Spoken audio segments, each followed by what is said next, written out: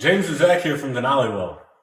Today we're going to be using our 4,000 watt machine. We're going to be going through a range of different materials and thicknesses. Really today we want to show you what the penetration is going to look like at different wattage levels. We're going to start out at 1,500 watts. We're going to move up to 2,000 watts. And then eventually we'll go to 3,000 and 4,000 watts. Along with that, we're going to be doing a cut and etch just so you guys can see all that penetration. All this testing is going to be done on our thinner materials are going to be all carbon steel. On our thicker 3/8 and 1/2 inch plate, that will be on aluminum at 3,000 and 4,000 watts.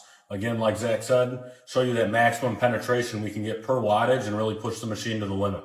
And the goal today really is just to show you what each machine is capable of. So when we're at 1,500 watts, you'll be able to see what a 1,500 watt machine is capable of, 2,000 watts, a 2,000 watt machine, etc. So that's really the goal with today's video. Let's get into some welding.